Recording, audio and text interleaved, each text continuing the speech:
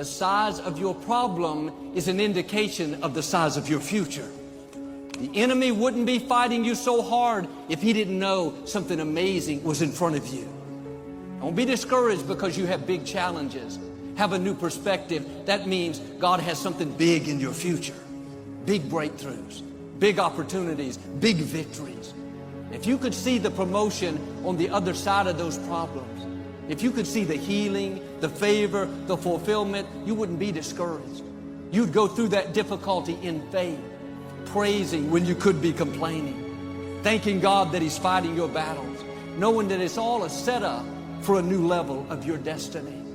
Every storm that ever hit the planet came, no matter how fierce, no matter how devastating, no matter how many homes were destroyed, they always come.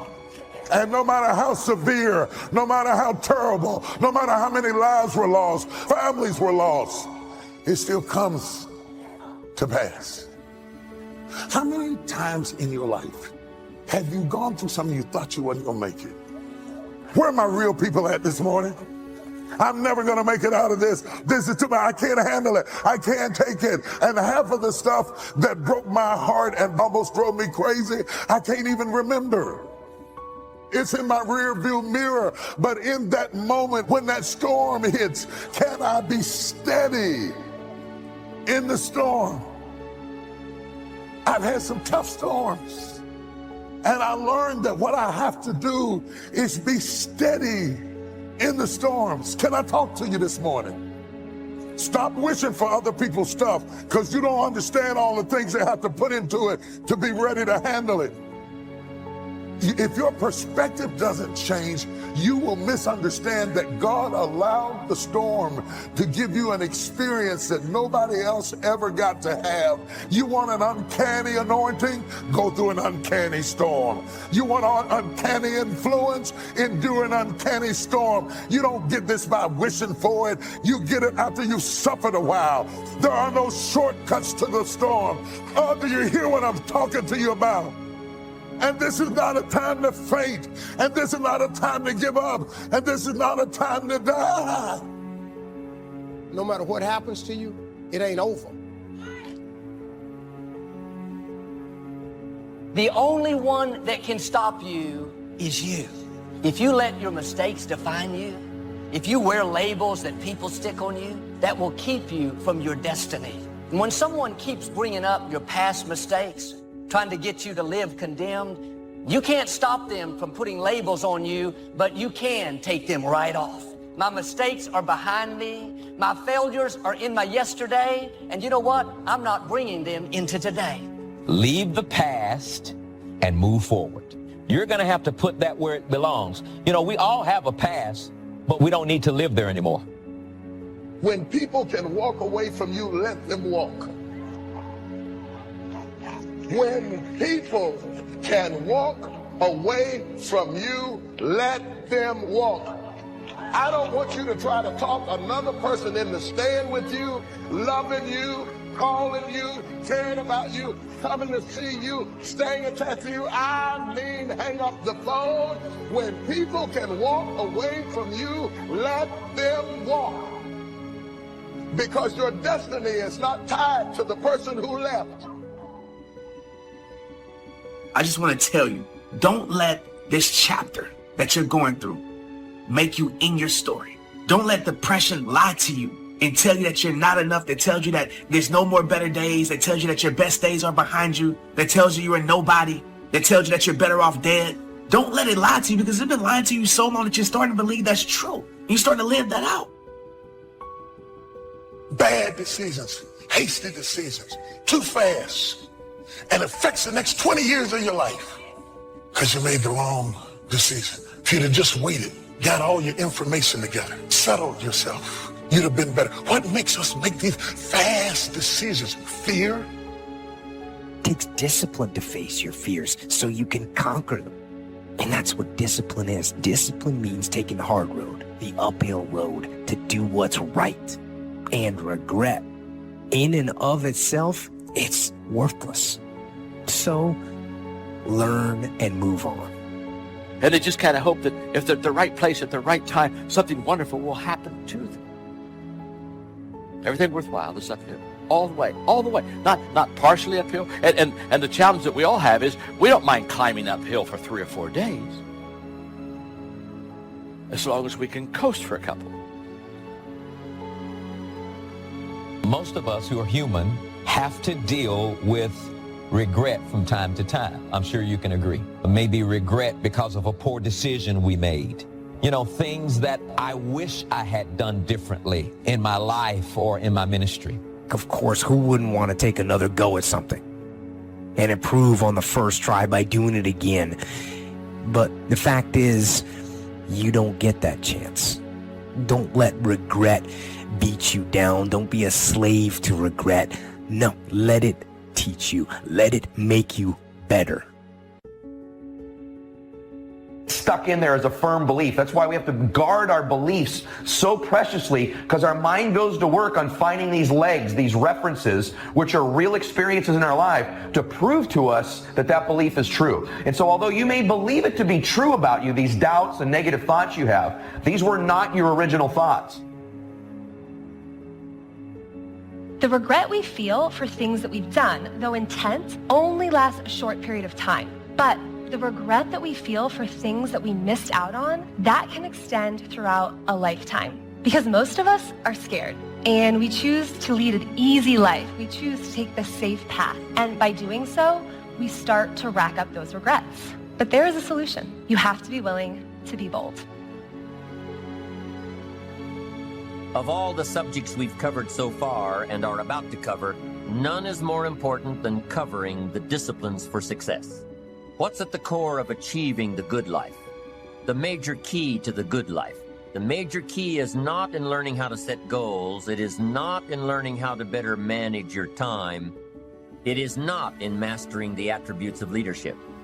Every day in 1,000 different ways, we are trying to improve ourselves by learning how to do things. But for this whole process to work for us, we must first master the art of discipline, self-discipline, consistent self-discipline.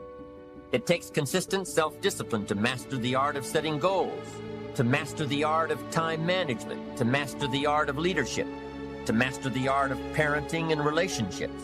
If we don't make consistent self-discipline part of our daily lives, the results we seek will be sporadic and elusive. It takes a consistent effort to truly manage our valuable time, or we'll be consistently frustrated. Our time will be eaten up by others whose demands are stronger than our own.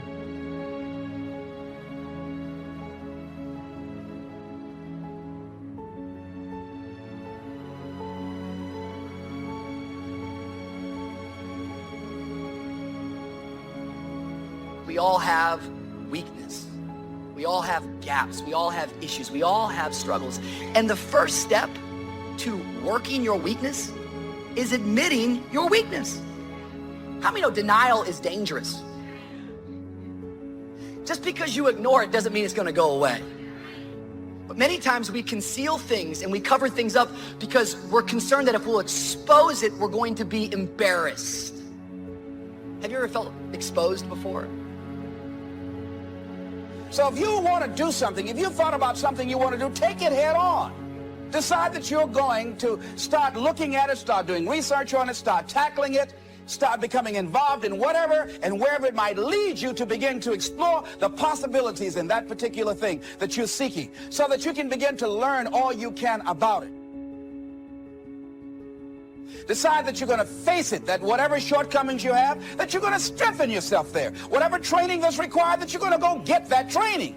And George Washington Carver would say, do what you can, where you are with what you have, and never be satisfied. S.B. Fuller used to say, and you heard Joe Dudley talk about, always strive to be more than that which you are. Yeah, don't get satisfied with yourself. Always know that wherever you are, you can enjoy more, that you deserve more.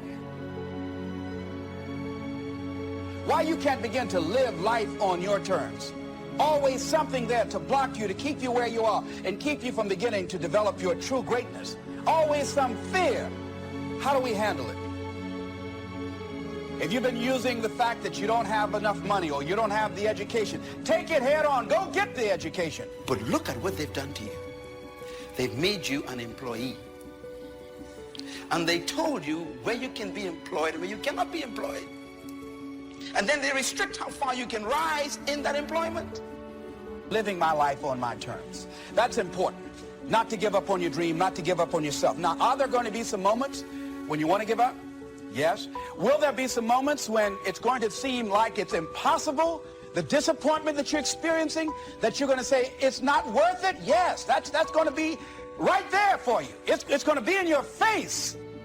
When you start grinding, when you start waking up early, when you start keeping your word to yourself, to your boss, when you go into 120, when you all in by any means necessary, you start seeing stuff and you start experiencing stuff and you start having stuff that people who are not doing that, they never get. And I promise you, when I go out, I will be the best version of me. When I go out with my son, with my daughter, and with my wife saying, our husband gave 120%.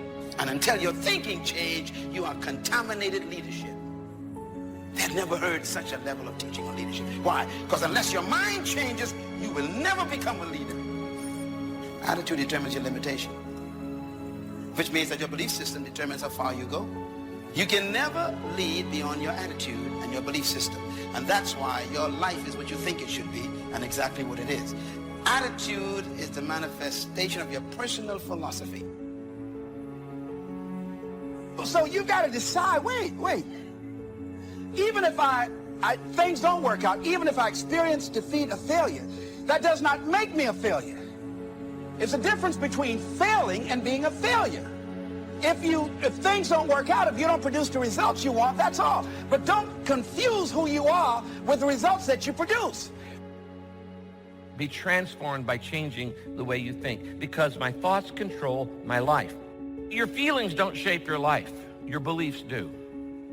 And it doesn't even have to be true. If you believe it, it's going to shape your life. And a lot of you were taught things as a kid about you that just weren't true. And years later, you're still acting on false information.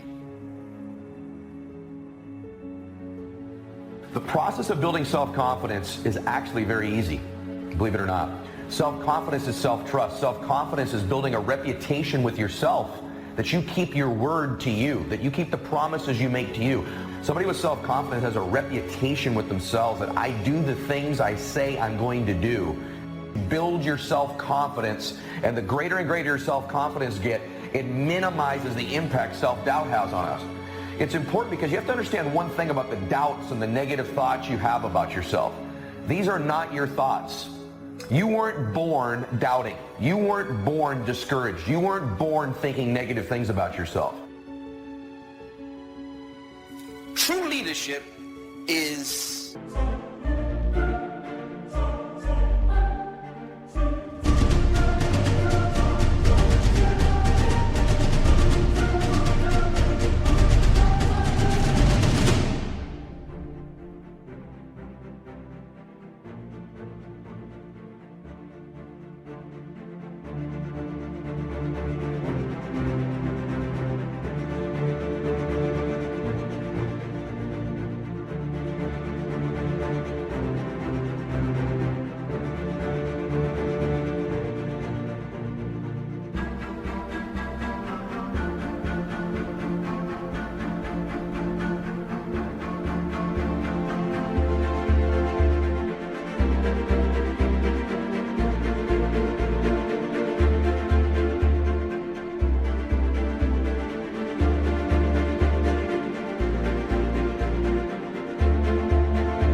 self-discovery. True leadership begins with an individual discovering something about themselves. That's when it really begins. And you will never become a true leader until you are introduced to yourself. Don't do that. Be quiet. Sit down. Be a good boy. Be a good girl. Maybe it was criticism you received as a little one that you may not even remember to this day. Those were thoughts that were placed in you and given to you by an external source at some time in your life. It could even be our parents. It could have been a school teacher. It could have been ridicule at school from other children.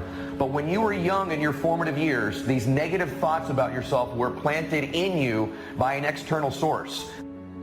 When I meet someone who's not self-confident, I know this is someone who has consistently made promises to themselves they've not kept. They've started a diet and done it for a while but not kept it. And so they have a process and a habit in their life more often than not of not keeping the promises they don't make to other people. They don't keep the promises they make to themselves.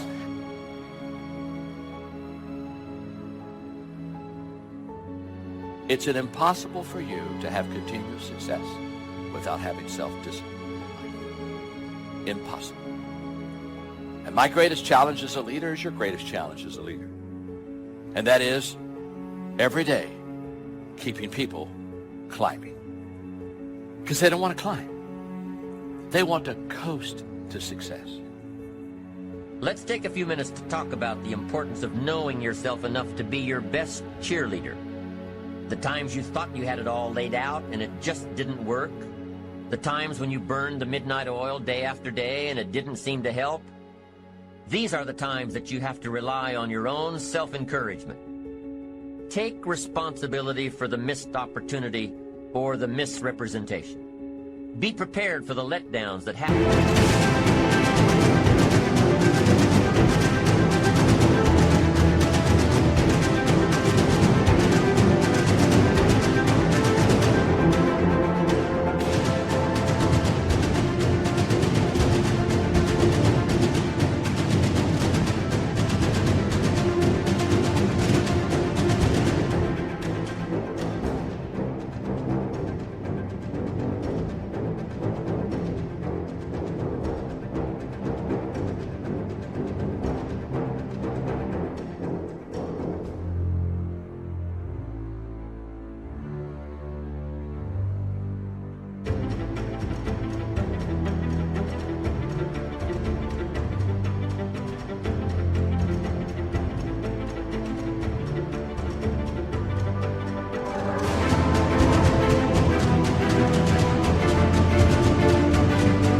Every so often. Know that this lost opportunity just sets you up better for the next one. Study your mistakes and learn from them. Don't dwell on the mistakes. Learn from them. Encourage yourself that you're smarter than your bank account leads you to believe. Remind yourself that you're bound to get better. Don't get down on yourself. Don't beat yourself up. You can do it better next time. You just have to practice, practice. Keep trying. Keep trying until you've got it down. If you figured out what it was in your presentation that didn't work, don't say that next time. Don't beat yourself for messing up. Pat yourself on the back for figuring it out. You need to pump yourself up. You need to be your own cheerleader, because you can't wait and hope that someone else will come along and cheer you up. Tell you that you'll do better next time. You have to rely on yourself. You have to have the inner belief that everything you're doing for a...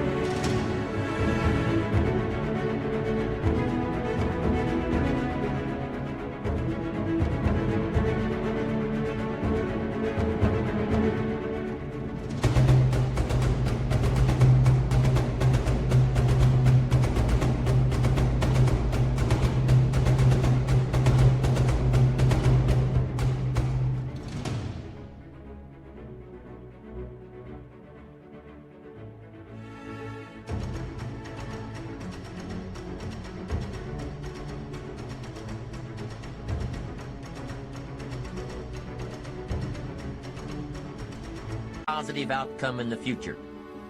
Encourage yourself with your goals, your dreams, your ambition. Knowing that you've got a plan.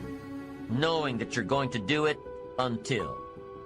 There's an old cowboy saying, fall off a horse 7 times, and you're a real cowboy.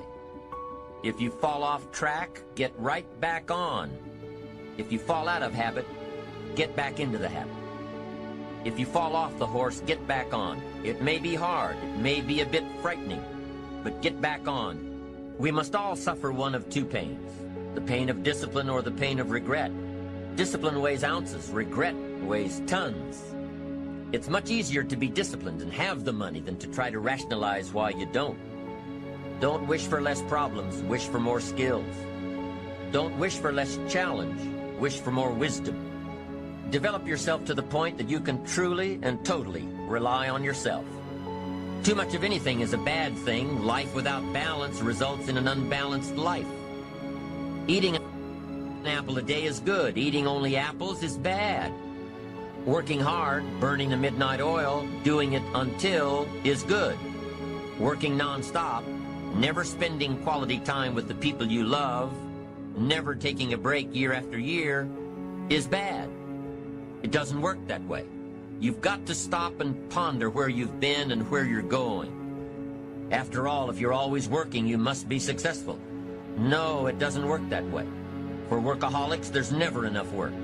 The only satisfaction is fighting off sleep, denying life's pleasures, getting more tasks done. These people are generally more task-oriented than results-oriented. They're busy being busy. Now, wouldn't you prefer a life of productivity rather than a life of tasks?